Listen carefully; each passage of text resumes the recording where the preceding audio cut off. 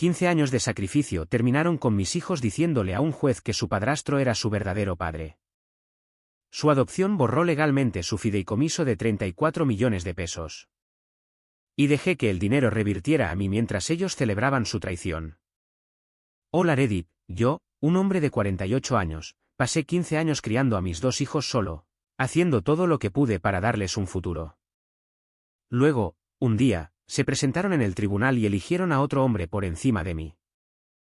Lo que no se dieron cuenta es que su elección desencadenó una cadena de eventos que ninguno de nosotros podría haber predicho. Digamos que no terminó como ellos pensaban. No crías a tus hijos solo durante 15 años esperando que te escupan en la cara.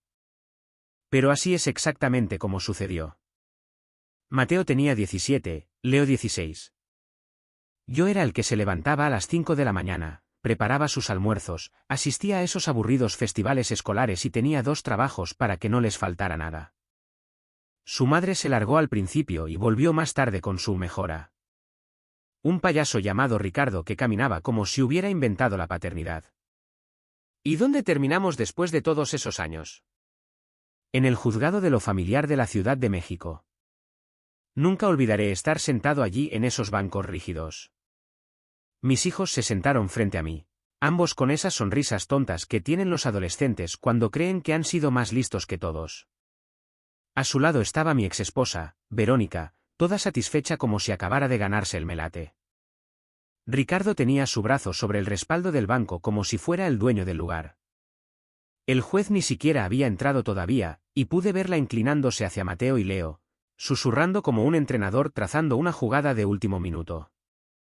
Sus labios se movían rápido, y Mateo asintió. Leo se rió por lo bajo como si todo fuera una broma. Ese fue el primer puñetazo en el estómago. Ni siquiera estaban nerviosos. Era como si hubieran ensayado traicionarme. El juez finalmente entró e hizo las preguntas básicas. Mateo, Leo, ¿están seguros de esta adopción? ¿Entienden lo que significa? Mateo se enderezó como si estuviera dando un discurso. Sí, su señoría. Ricardo es el verdadero padre en nuestras vidas. Él nos ha mostrado lo que realmente significa ser un padre. Juro que me zumbaron los oídos. Verdadero padre. Quería levantarme y gritar, ¿quién se quedó despierto contigo cuando tenías fiebre? ¿Quién hizo turnos dobles para que nunca te perdieras los regalos de Reyes Magos? Pero no lo hice.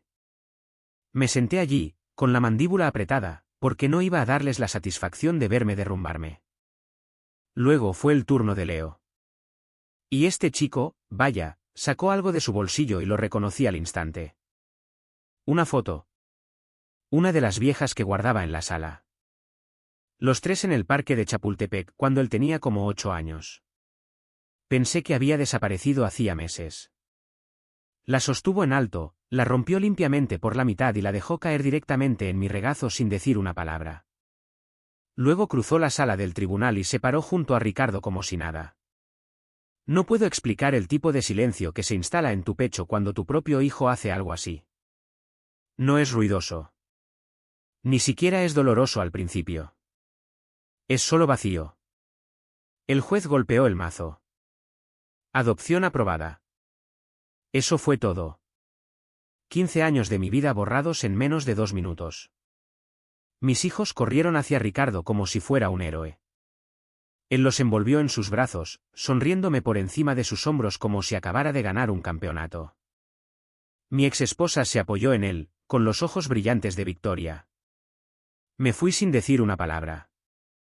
Salir de ese juzgado se sintió como salir de un funeral, excepto que el ataúd era mi maldito esfuerzo. Cuando llegué a casa, el lugar se sentía demasiado silencioso. Me senté en la mesa y abrí mi portátil. Durante años, había mantenido una cuenta separada guardada. Cada turno doble, cada trabajo de fin de semana, ahorraba lo que podía. La cifra me miraba fijamente. 7.600.000 pesos. Ese era el colchón, la prueba de que no era codo, solo inteligente. Dinero destinado a ayudarlos con la universidad, las bodas, la vida. Ahora, simplemente estaba ahí, burlándose de mí. Me dije a mí mismo que debería estar enojado, pero no lo estaba. Todavía no. Estaba hueco, como si alguien me hubiera vaciado por dentro y me hubiera dejado mirando 4 paredes que se sentían menos como un hogar y más como una jaula. Pero en algún lugar en medio de todo ese vacío, lo sentí. Un pequeño parpadeo. No esperanza, no tristeza, algo más agudo. Porque si pensaban que iba a rendirme y desaparecer, no tenían idea de con quién estaban tratando. Me quedé tumbado en el sofá durante horas esa noche. Mi teléfono vibró un par de veces con correos electrónicos del trabajo, un mensaje de spam, pero nada de Mateo o Leo, ni siquiera un lo siento, papá. Lógico. Debería haberlo esperado. Me daba vueltas la cabeza con números, como siempre que no quería pensar en emociones. Así es como había sobrevivido siendo un padre soltero todos esos años. Y entonces recordé algo. Mi padre, su abuelo, no era rico, pero era inteligente a la antigua con el dinero. Antes de fallecer, estableció un fideicomiso para Mateo y Leo. El objetivo era asegurarse de que tuvieran algo esperándolos cuando llegaran a la universidad. Nunca lo había tocado. Ni un centavo. Incluso cuando las cosas se ponían difíciles, ese fondo era intocable, sagrado. Así que, tumbado allí en ese pozo hueco de noche, comencé a pensar, ¿qué pasa con ese fideicomiso ahora que ya no son legalmente mis hijos? No sabía la respuesta, pero un tipo sí la sabría. El licenciado Guillermo Ramírez. Él era más que nuestro abogado. Me conocía desde que era un niño, cuando todavía tenía las rodillas raspadas y no odiaba la palabra familia. Había sido amigo de mi padre antes de ser mío. Si alguien podía decírmelo sin rodeos, era él. Lo llamé a la mañana siguiente. Se me quebró la voz cuando le conté lo que pasó en el tribunal. No pareció sorprendido. Hijo, lo siento, dijo.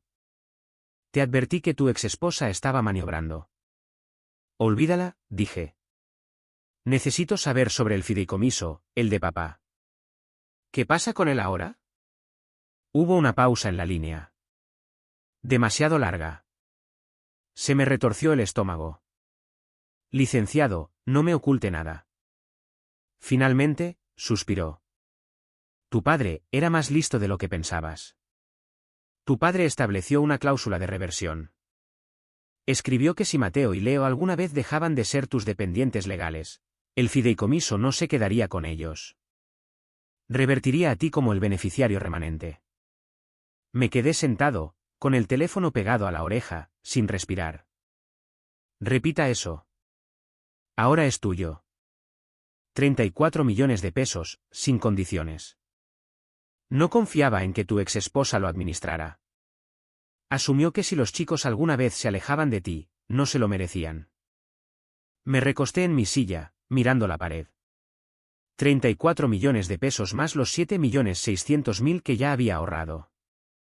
41.600.000 pesos a mi alcance. Mi padre, incluso desde la tumba, había visto todo esto. Por primera vez desde el tribunal, sonreí. No una gran sonrisa, no de alegría, solo una pequeña y afilada sonrisa. Pensaron que habían mejorado. Pensaron que el padrastro arruinado con coches de leasing y deudas de crédito era su boleto de oro. No tenían ni idea. Acababan de renunciar a todo su futuro. Le di las gracias al licenciado Ramírez y prometí que pasaría por los papeles oficiales más tarde en la semana. Después de colgar, saqué la caja fuerte del armario. Dentro había una carpeta con cada contraseña, cada inicio de sesión bancario, cada plan de emergencia que había hecho. Abrí mis cuentas y miré los números acumularse. No parecía real. Aún así, la ira no se había ido. Necesitaba saber cuán profunda era esta traición. Así que, busqué de nuevo en el armario y encontré la vieja MacBook de Leo. La había usado durante sus primeros años de secundaria antes de rogarme por algo más nuevo. La había guardado, pensando a medias en borrarla y usarla como respaldo. La abrí, inicié sesión, y maldita sea si su cuenta de iCloud no seguía conectada. Los mensajes comenzaron a aparecer. Fotos, chats grupales, años de historia. Y lo que leí me hizo darme cuenta de hasta dónde había llegado Verónica para envenenarlos. Solo le importa el dinero, no nosotros. Por eso siempre está trabajando. Otros papás llevan a sus hijos de viaje. Él solo nos hace quedarnos en casa porque es un codo. Es vergonzoso cuando nos deja en ese coche destartalado.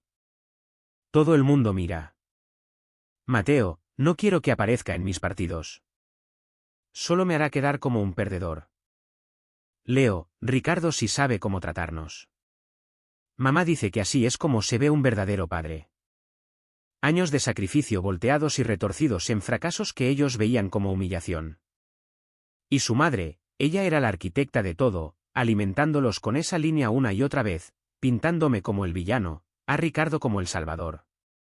Cerré el portátil y me quedé sentado, con las manos aferradas al borde del escritorio.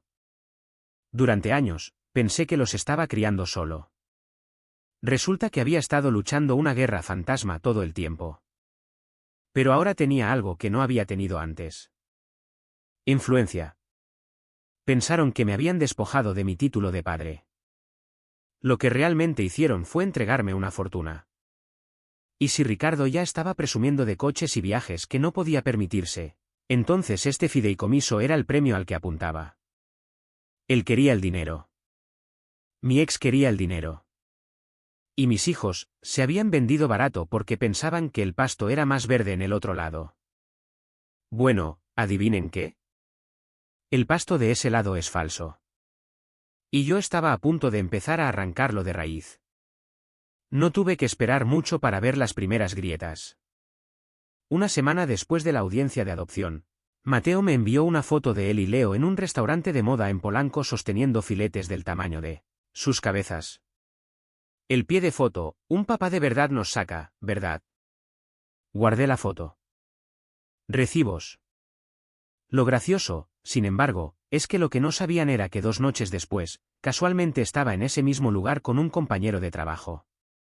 En resumen, una cena con un cliente se cambió a última hora y terminamos allí. A mitad de mi comida, vi a Ricardo en una mesa cerca del bar, inflando el pecho como si fuera el dueño del lugar.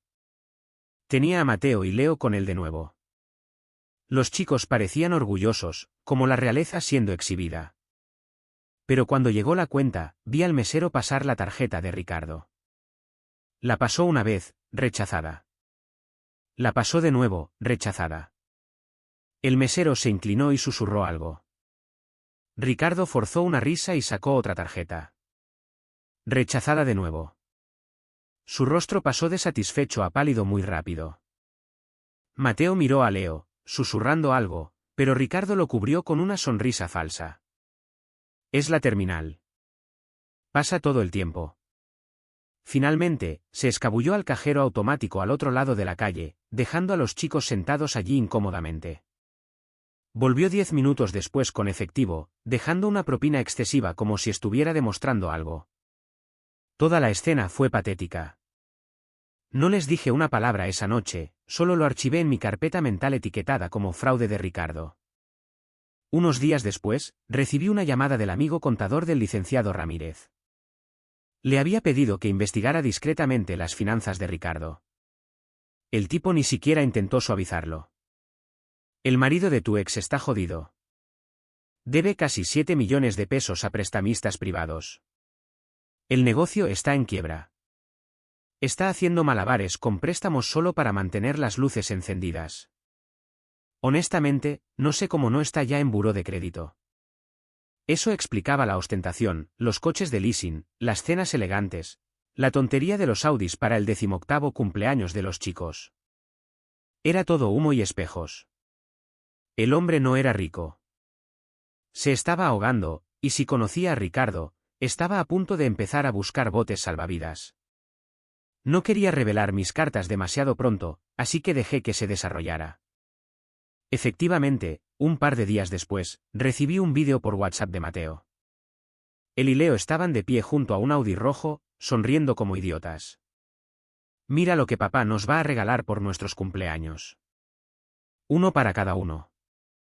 Finalmente, alguien que no nos humilla. Parecían tan satisfechos que casi me río. El coche ni siquiera era suyo. La placa todavía tenía el logo del concesionario. Respondí con un simple emoji de pulgar hacia arriba, nada más. Que se cocinaran en su propia arrogancia. Lo que no sabían era que el informe del contador ya me había dicho la verdad. Ricardo ni siquiera podía mantener a flote su propio negocio, mucho menos comprar 2 coches deportivos. Así que, la pregunta era, ¿de dónde planeaba sacar el dinero? Fue entonces cuando pensé en don Arturo, el padre de mi ex. No había hablado con él en un año, no desde que mi ex había empezado a alejar a Mateo y Leo de él. Aún tenía su número. Llamé. Don Arturo, soy Javier. Hubo silencio, luego un suspiro cansado. Sabía que llamarías algún día. ¿Cómo están mis nietos? Ya no son mis hijos, dije con amargura. Y le conté todo, la adopción, el tribunal, los chicos huyendo con Ricardo. Cuando terminé, se quedó en silencio por un largo tiempo. Luego su voz volvió, temblando de ira. Ese bastardo. ¿Sabes por qué me los alejó? Porque sabía que yo lo calaría. ¿Sabes cuánto me debe? 1.000.000 de pesos. Se lo presté hace 2 años para salvar su negocio inútil. Me prometió que me lo devolvería. Nunca vi un céntimo. Apreté el teléfono con más fuerza. ¿1.000.000 de pesos? Está bromeando. Eso no es todo. Su tono bajó. Hace 5 años, fingió un accidente de trabajo. Fraude al seguro. Mi hija le ayudó a falsificar documentos médicos. Todavía tengo copias de todo. Me pidió que las guardara en mi casa. ¿Las guardé? Me quedé atónito. ¿Tiene pruebas? Tengo una caja llena, dijo. Recibos, papeles, todo. Me callé porque es mi hija.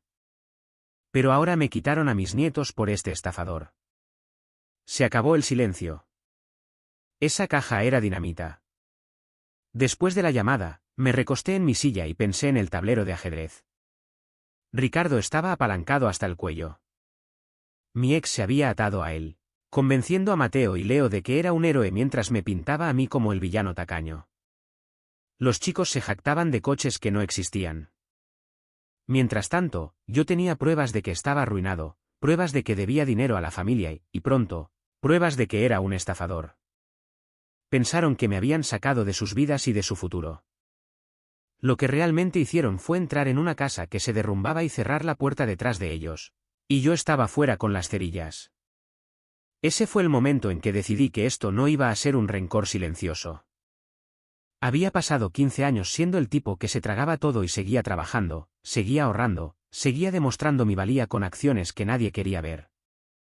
Si pensaban que la adopción era mi fin, estaban muy equivocados. No estaba terminando. Estaba montando un espectáculo. No un espectáculo en un salón de fiestas alquilado donde se pavonearían como la realeza. Eso habría sido demasiado fácil para ellos, demasiado impersonal. No, esto iba a suceder en la misma casa que llamaban vergonzosa, en la misma sala donde Mateo solía poner los ojos en blanco ante mis hojas de cálculo y Leo solía quejarse de que nuestro sofá no era lo suficientemente moderno. Si iban a burlarse de mi vida, entonces mi vida iba a ser el escenario donde se desmoronaran. Así que llamé a mi ex. Quiero organizar una cena, le dije secamente. Una fiesta de despedida por la adopción, una despedida adecuada. Tú, los chicos, Ricardo, algunos familiares cercanos. Una noche para hacerlo oficial. Dudó, probablemente esperando que me derrumbara. Vaya, dijo finalmente. Finalmente estás aceptando la realidad. Ya era hora. Solo hazlo bien, Javier. No una de tus carnes asadas baratas. Algo respetable. Me mordí la lengua para no reír. No te preocupes, será algo que nunca olvidarán. Esa noche, me senté en mi escritorio haciendo 2 listas. La primera era para sus ojos, un puñado de primos, un vecino o 2, algunos amigos, nombres seguros. La segunda era la lista real, el antiguo socio de Ricardo al que le debía dinero, un par de acreedores que habían estado rondando y, por supuesto, don Arturo. Sabía que ella editaría la lista oficial y pensaría que tenía el control, mientras yo enviaba silenciosamente las invitaciones que ella no conocía. Luego vino la preparación. Saqué el viejo proyector del armario y lo apunté a la pared de la sala. Perfecto. Lo suficientemente nítido para que nadie pudiera decir que no vio la verdad. Empecé a crear diapositivas como un loco. Página tras página de mis horas extras registradas, mis pagos de colegiaturas, el saldo de mi cuenta de ahorros y la pieza de resistencia, un escaneo de la cláusula del fideicomiso para la universidad. En negrita, resaltado, inevitable. Esto ya no era solo una cena. Era una ejecución. Unos días después, recibí un paquete en mi puerta. Sin remitente. Dentro había fotos enmarcadas que no había visto en meses. Yo con Mateo y Leo en la playa de Acapulco. Mañanas de Navidad, partidos de las ligas pequeñas. Encima había una nota con la letra desordenada de Mateo. Quédate con las sobras. El futuro nos pertenece a nosotros, no a ti. Me quedé en mi cocina mirándolo. Pensé que la foto rota en el tribunal había sido bajo, pero esto fue deliberado. Habían empaquetado mi paternidad y me la habían devuelto como basura no deseada. Llevé la pila a la chimenea, encendí una cerilla y alimenté cada foto a las llamas. Verlas curvarse en cenizas no dolió como esperaba. Se sintió definitivo, como cerrar una puerta y echarle el cerrojo desde mi lado. Esa noche, en lugar de revolcarme en el sofá, fui al gimnasio. Allí fue donde la vi. Pelo oscuro recogido, concentración total, esforzándose al máximo. Me pilló mirándola una vez, asintió levemente y luego volvió a su serie. Ni siquiera sabía su nombre todavía. Más tarde, me enteraría de que era Elena, pero por primera vez en años, me di cuenta de que podría existir vida fuera de los escombros de la paternidad. Cuanto más se acercaba la cena, más obvio era que mi ex estaba nerviosa. Me envió un mensaje de texto después de que envié la lista de invitados. Necesitamos curar esto. Algunos de estos nombres no son apropiados para un evento familiar. Traducción, había tachado a cada persona que sabía la verdad sobre Ricardo. Perfecto. No discutí. Solo respondí con un de acuerdo. Dejé que pensara que ella movía los hilos mientras yo construía la trampa bajo sus pies. Al final de esa semana, la casa estaba lista. La sala despejada. Sillas prestadas de los vecinos. El proyector probado una y otra vez. Mi traje colgado en el armario, impecable y elegante. Las diapositivas guardadas en varios lugares. No estaba nervioso. No estaba dudando. Por primera vez desde el juzgado, sentía que tenía el control. Pensaron que me habían despojado de mi título de padre.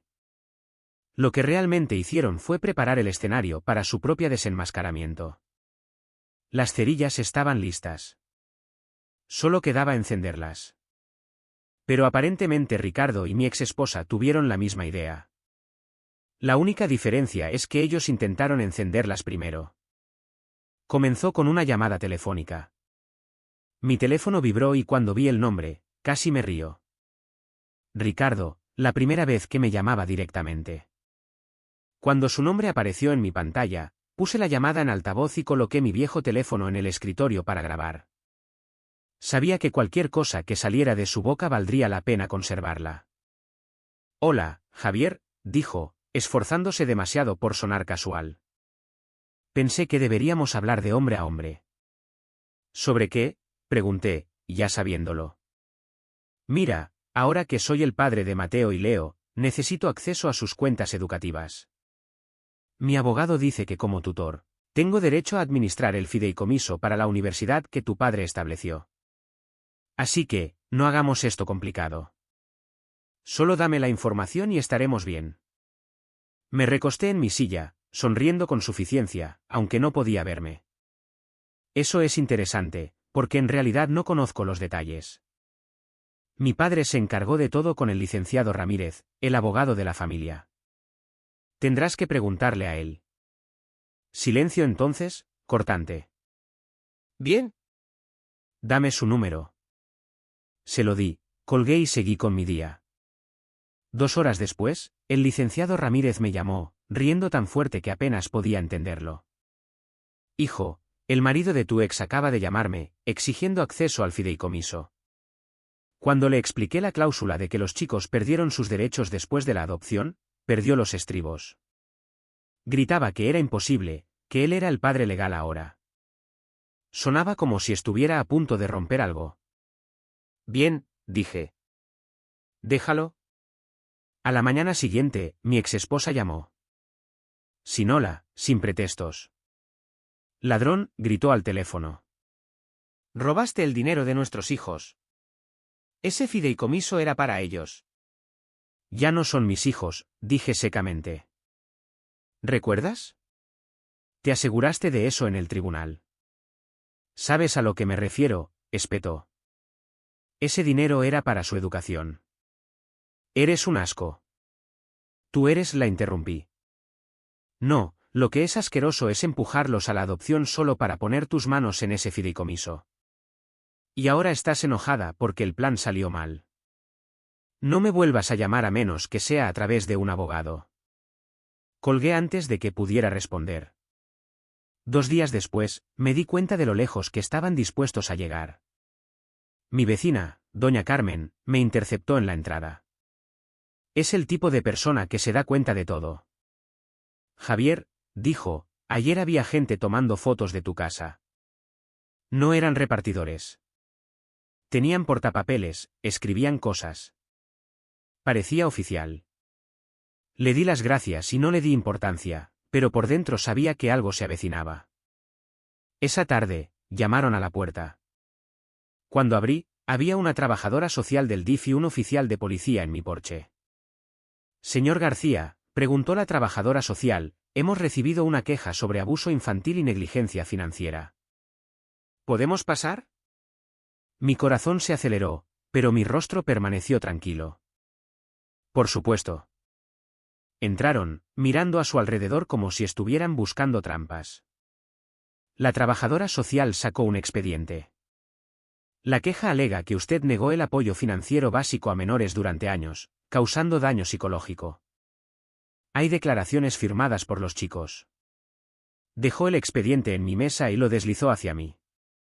Lo abrí. La letra pulcra de Mateo, la caligrafía más desordenada de Leo. Declaraciones juradas diciendo que los había mantenido en condiciones inhumanas, que me había negado a comprarles ropa, que los privé financieramente por crueldad. El oficial frunció el ceño. Estas son acusaciones serias, señor García. Si se prueban, estamos hablando de cargos criminales. Denme unos minutos, dije, subiendo las escaleras. Bajé con una caja que había estado guardando durante años. Cada estado de cuenta, cada recibo de colegiatura, cada factura médica, cuidadosamente organizada. Los puse sobre la mesa. Aquí, dije. Colegiatura de escuela privada pagada cada semestre. Primas de seguro de gastos médicos mayores a tiempo. Supermercado, ropa, actividades extracurriculares, 15 años documentados. La trabajadora social hojeó los archivos durante una buena media hora. Su expresión cambió de sospecha a incredulidad. Esto muestra claramente que usted proporcionó un apoyo muy por encima del básico. El oficial me miró. ¿Tiene alguna idea de por qué sus hijos firmarían declaraciones juradas como estas? Sí, dije con calma. Porque sus padres los convencieron. Esto es por dinero. Un fideicomiso para la universidad que ya no pueden tocar. Ricardo intentó exigir acceso, y cuando eso falló, presentaron esto. Incluso tengo pruebas. Saqué mi teléfono, toqué una grabación. La voz de Ricardo llenó la habitación. Mi abogado dice, como tutor, tengo derecho a administrar el fondo. Luego su frustración cuando le dije que no sabía la cantidad. Las cejas del oficial se dispararon. Eso es muy irregular. La trabajadora social cerró el expediente. Necesitaremos investigar más a fondo, pero desde esta perspectiva, parece que alguien está abusando del sistema para obtener una ventaja financiera. Se fueron 2 horas después, pero no sin que el oficial me diera una advertencia. Si esto avanza, Probablemente intentarán solicitar una orden de alejamiento y congelar sus activos. Tenga sus papeles en orden. Esa noche, me senté en mi oficina, el brillo de la pantalla del ordenador iluminando la habitación. No solo intentaban robarme. Intentaban enterrarme. Acusaciones falsas, trucos legales, todo para arañar un dinero que ya no era suyo. Bien. Si ese es el juego que querían, lo llevaría más lejos. A la mañana siguiente, hice 2 llamadas, una a la futura universidad de Mateo, otra a la de Leo. Buenos días, le dije a la oficina de servicios escolares. Necesito retirar formalmente mi declaración de apoyo financiero y mi garantía como aval para los créditos educativos de mi hijo. La mujer al otro lado de la línea sonó sorprendida. ¿Hay algún problema, señor? Ya no son legalmente mis hijos, dije con calma. Fueron adoptados por otro hombre. Él es responsable de sus finanzas educativas ahora. Además, recientemente presentaron una queja acusándome de abuso y negligencia. Eso debería notarse. Hubo una larga pausa. Entendido, señor. Esto desencadenará una revisión inmediata de su inscripción. Sin respaldo financiero verificado, su tutor será el responsable. Perfecto, dije. Envíenle la factura. Esa tarde, me recosté en mi silla mirando el reloj. Mi casa estaba impecable, mis documentos blindados y mi dedo estaba en el gatillo. Querían una guerra por dinero. Estaban a punto de aprender lo que es perder todo con lo que contaban. Las cerillas ya no estaban solo listas. La primera llama estaba encendida. Para cuando llegó la noche de la cena de despedida, mi casa ni siquiera parecía mi casa. La sala estaba despejada, con sillas plegables alineadas en filas ordenadas, el proyector apuntando a la pared. El aire olía a comida de catering. No lujosa, pero suficiente para impresionar a la gente que pensaba que solo sabía hacer carnes asadas. Me puse mi traje nuevo, con las mancuernillas brillando, sintiéndome más elegante que en años. Elena llegó a mi lado, vestida de forma sencilla pero elegante, y cuando me tomó del brazo, supe que entraba esa noche como un hombre que no reconocerían. Sonó el timbre. Uno por uno, fueron entrando. Mi exesposa, tan satisfecha como siempre, con un vestido brillante. Ricardo, ya sudando por el cuello de la camisa, y detrás de ellos, Mateo y Leo, ambos con aspecto incómodo, como si no estuvieran seguros de si esto era una trampa o no. Vaya, dijo mi ex, mirando a su alrededor. ¿Realmente lo intentaste? ¿Te lo concedo? Sonreí. Siéntense donde quieran. Empezaremos pronto. No eran los únicos. Don Arturo llegó, estrechándome la mano con firmeza, con los ojos fijos en Ricardo como un depredador esperando el momento adecuado. Un par de acreedores de Ricardo se deslizaron silenciosamente, con los rostros tensos por la anticipación. Incluso escuché a un tipo susurrar, no puedo esperar a verlo retorcerse. Perfecto. La comida se sirvió primero solo para mantener la ilusión. Las conversaciones zumbaban en la sala, aunque la mayoría de la gente me lanzaba miradas furtivas. Estaban esperando por la razón que fuera por la que los había arrastrado a esta casa. Entonces, justo en el momento preciso, mi exesposa levantó su copa. Por la familia, anunció, sonriendo como si hubiera ganado. Por los nuevos comienzos y por Ricardo, que dio un paso al frente donde otros fallaron. La sala aplaudió cortésmente. Mateo sonrió con suficiencia. Leo asintió. Ricardo infló el pecho, absorbiendo el falso elogio. Dejé que los aplausos se apagaran y me levanté. Gracias por eso, dije con calma. Pero creo que es hora de aclarar algunas cosas. Ya que todos están aquí para celebrar, asegurémonos de saber qué estamos celebrando exactamente. La sala se silenció al instante. Agarré el control remoto del proyector y la primera diapositiva iluminó la pared. Una hoja de cálculo de mis horas extras. Línea tras línea, años de noches tardías y turnos dobles. Durante 15 años, tuve 2 trabajos. Cada centavo que pude, lo destiné a criar a Mateo y Leo. Colegiaturas, seguro médico, comida, ropa, todo documentado. Algunos de ustedes aquí me han llamado codo. Algunos de ustedes pensaron que no hacía lo suficiente. Así que, pongamos los números sobre la mesa. La siguiente diapositiva mostró mi cuenta de ahorros, el saldo de 7.600.000 pesos que había acumulado durante años. Murmullos de asombro recorrieron la sala. Y eso era solo yo. Lo que no sabían era que su abuelo también estableció un fideicomiso para la universidad.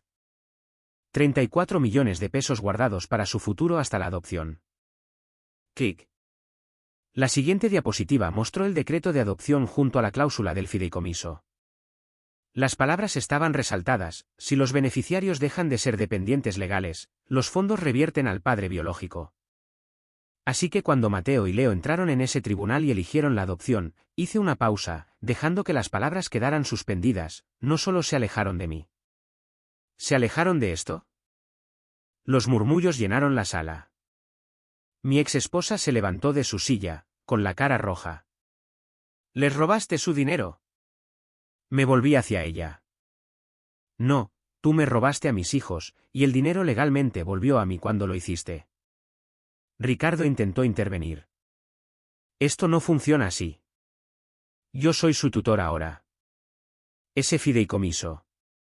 Qué curioso que digas eso, lo interrumpí. ¿Por qué te tengo grabado diciéndome que querías acceder a él? Aquí está el problema, Ricardo. No puedes administrar lo que ya no existe para ellos. Puse en marcha el clip. Su voz llenó la sala. Mi abogado dice, como tutor, tengo derecho a administrar el fondo. Luego la frustración cuando le dije que no tenía nada. La sala quedó en silencio absoluto. Clic. La siguiente diapositiva apareció. Deudas, casi 7 millones de pesos a prestamistas privados. Un negocio en quiebra desde hace 6 meses. Dije, señalando los números, es el hombre por el que mis hijos me cambiaron. Pensaron que les estaba comprando Audis, vacaciones, una vida mejor. Pero aquí está la realidad, se está ahogando en deudas. ¿Esos coches? Hice clic de nuevo. Una imagen fija del vídeo de WhatsApp de Mateo y Leo presumiendo junto al descapotable rojo. Placas de concesionario. No es suyo. ¿Nunca lo fue? El rostro de Leo se puso pálido. Mateo parecía que quería derretirse en el suelo. Y entonces don Arturo se levantó. También me debes 1 millón de pesos, bastardo mentiroso, gritó, golpeando una carpeta sobre la mesa. Prometiste devolverlo. En lugar de eso, me estafaste como a todos los demás.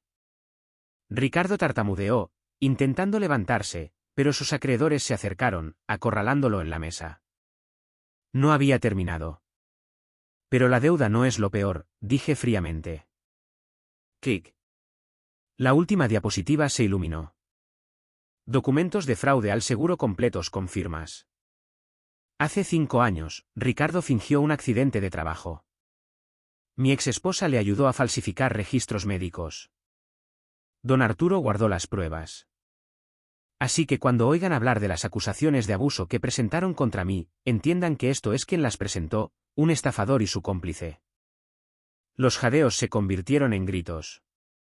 Salieron los teléfonos, la gente tomando fotos de la pantalla. El rostro de mi exesposa se desmoronó, las lágrimas se mezclaban con la furia. Mateo murmuró, no lo sabíamos. Pero nadie escuchó. La sala se había vuelto completamente en su contra. Dejé el control remoto. Me liberaron de ser su padre en el tribunal. Esta noche, los libero de mi cartera. Es todo lo que tengo que decir. Me di la vuelta, le ofrecí el brazo a Elena y juntos caminamos hacia la puerta. Detrás de mí, estalló el caos, don Arturo gritando, los acreedores exigiendo respuestas, mi exesposa balbuceando sobre mentiras, Ricardo tratando de abrirse paso pero siendo acorralado, y Mateo y Leo. Simplemente se quedaron allí sentados, congelados en medio de todo, viendo cómo el imperio al que creían haberse unido se derrumbaba a su alrededor. Afuera, la noche era fresca, tranquila, casi pacífica. Por primera vez en mucho tiempo, sentí que se me quitaba un peso de encima. El fuego ardía, y no necesitaba quedarme a ver cómo se convertían en cenizas. Para la semana siguiente, las consecuencias ya habían comenzado. Los acreedores de Ricardo no esperaron. Le entablaron demandas y congelaron lo poco que tenía. La fiscalía presentó cargos y Ricardo terminó con una sentencia de 2 años de prisión. Mi exesposa, acorralada, llegó a un acuerdo. Testificó contra él a cambio de libertad condicional, pero el daño estaba hecho. Se quedó con antecedentes penales que la hacían inempleable en cualquier campo serio. Su círculo social también se redujo. Las mismas personas ante las que había alardeado de su mejora ahora la evitaban como la peste. En cuanto a Mateo y Leo, a la realidad no le importa la arrogancia adolescente. Sin el fideicomiso y sin mi aval, la inscripción de Mateo en la universidad fue cancelada antes de que comenzara el semestre. El puesto de admisión anticipada de Leo también fue retirado una vez que el apoyo financiero desapareció. Cuando retiré el respaldo y los papeles de adopción llegaron, las oficinas de admisiones marcaron sus expedientes. Sin un apoyo verificado, todo se detuvo y esa marca negra lo siguió. Otras universidades tampoco querían saber nada de ellos. El supuesto futuro que Ricardo prometió se desvaneció de la noche a la mañana, así que consiguieron trabajos. Mateo terminó reponiendo estantes en el turno de noche de un supermercado. Leo servía mesas en un restaurante de cadena, sirviendo comidas en el mismo lugar donde solía comer con sus amigos por diversión. Se mudaron a un diminuto apartamento de una habitación, compartiendo el alquiler y las facturas. Sin coches, sin vacaciones, sin ropa elegante, solo quincenas que desaparecían en cuanto llegaban. Pasaron meses antes de que los volviera a ver. Un sábado por la mañana, sonó mi timbre. Cuando abrí, allí estaban, más delgados, agotados. No eran los chicos engreídos que había visto en el tribunal. Ya no tenían la arrogancia, solo agotamiento y algo nuevo en sus ojos. Respeto, tal vez incluso miedo. «Hola, papá», dijo Mateo, con la voz temblorosa. No me moví. «¿Qué hacen aquí?» Leo tragó saliva. «Queríamos hablar». «Si tienes tiempo». En contra de mi buen juicio, los dejé entrar. Se sentaron en la mesa donde una vez le había mostrado mis recibos a la trabajadora social. Solo que esta vez trajeron sus propios recibos de nómina, un diario de presupuesto, notas sobre lo que habían estado haciendo para sobrevivir. Durante 8 meses hemos estado trabajando y pensando, dijo Leo, en lo que hicimos, en lo que hiciste por nosotros. La voz de Mateo se quebró.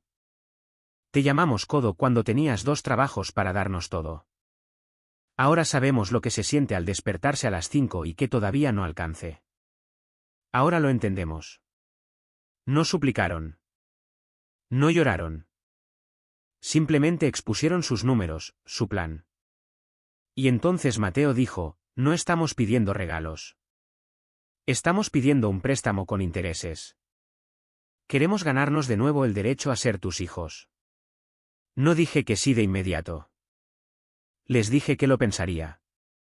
Una semana después, les envié un contrato redactado por el licenciado Ramírez, un acuerdo formal de financiación educativa. Los términos eran estrictos: 3% de interés, mantener un promedio mínimo de 8,5, trabajar al menos 20 horas a la semana, informes de gastos mensuales, videollamadas de control quincenales. Ya no era apoyo paternal. Era un negocio. Firmaron sin siquiera leer la letra pequeña. Mientras tanto, yo no me quedé quieto. Invertí sabiamente el dinero del fideicomiso y en menos de un año, entre un mercado en alza y una pequeña inversión inmobiliaria que respaldé, creció en casi 14 millones de pesos más. Viajé, viví, finalmente hice cosas por mí mismo. La primera videollamada con Leo fue surrealista. Me mostró sus calificaciones, puros 10. Su presupuesto era ajustado, cada peso rastreado. Gracias por darnos una segunda oportunidad, dijo. Se la están ganando, respondí. Y lo decía en serio. No era la relación padre-hijo que una vez tuvimos. Era diferente, mejor en cierto modo. Sin ilusiones, sin derecho a nada. Respeto donde antes había resentimiento. Mi exesposa no se lo tomó tan bien. Envió mensajes durante meses, la mayoría culpándome por arruinar sus vidas. El último simplemente decía, te odio. Después de eso, cambié mi número. A veces me preguntaba si había ido demasiado lejos, si tal vez había sido demasiado duro. Pero luego recordaba las palabras de Leo durante el caos de la fiesta: Ricardo nos prometió la universidad, coches, viajes. Dijo, eras codo por elección. Eso no fue un error. Fue una decisión, y tenían que vivir con ella. Durante 15 años, cargué con el peso de ser su padre. Ahora, no cargaba con nada. El dinero estaba a salvo. Mi vida era mía. Y por primera vez en casi 2 décadas, finalmente entendí cómo se sentía realmente la libertad.